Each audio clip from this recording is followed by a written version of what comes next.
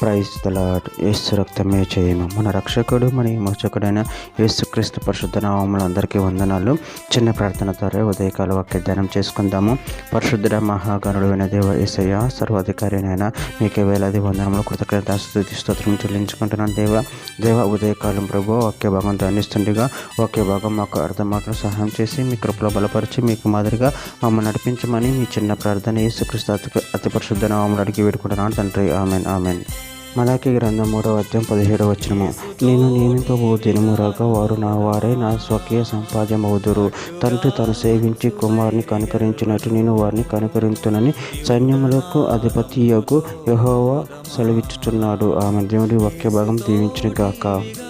ప్రభునందు ప్రియులారా, ఇక్కడ వాక్య భాగంలో గమనించినట్లయితే నేను నియమింపబో దినము రాక వారు నా వారై నా స్వకీయ సంపాద్యమై ఉందరు. తండ్రి తను సేవించి కుమారుని కనికరించినట్టు నేను వారిని కనికరించునని సైన్యములకు అధిపతి యెహోవా సెలవిచ్చుచున్నాడు.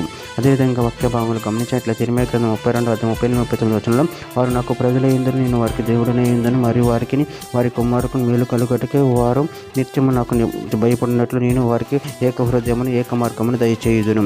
యెహెజ్కేలు గ్రంథం 36వ అధ్యాయం 27 నా ఆత్మను మీ యందు నుంచి నా కట్టలను అనుసరించే వారిని గాను నా విధులను గైకొను వారిని గాను మిమ్మల్ని చేసేదను.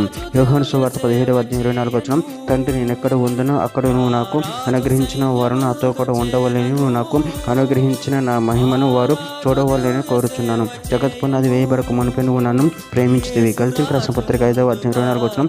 క్రీస్తు యేసు సంబంధులు శరీరమును దాని ఇచ్చలతోనే దురాశలతోనే సెలవు వేచి ఉన్నారు. నిర్గమకాండం 19వ అధ్యాయం 5వ వచనం.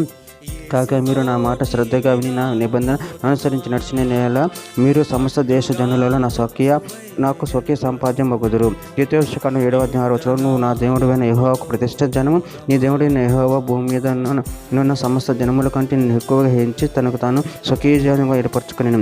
యెషయా గ్రంథం 62వ అధ్యాయం 3వ వచనం. నువ్వు యెహోవా చేతిలో భూషణ కిరీటం గాను నీ దేవుని చేతిలో రాజకీయ మొగటుగాను ఉందువు.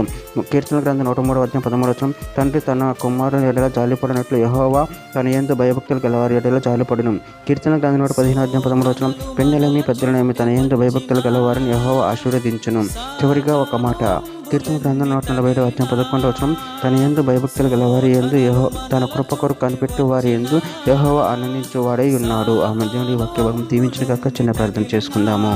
పరిశుద్ధుడ మహాగణుడైన దేవసే, మీరు ఇచ్చిన వాక్య దాని ప్రాముఖ్యతను చెల్లించుకుంటూ ఆయన మీ యందు మీ భయభక్తులు కలిగి నీ ప్రేమ కృపలు బలపడి స్థిరపడి మీకు మా దగ్గర నడుచుకో శక్తిని అనుగ్రహించమని చిన్న ప్రార్థన నామములో అడిగి వేడుకుంటున్నాను తండ్రి. ఆమేన్.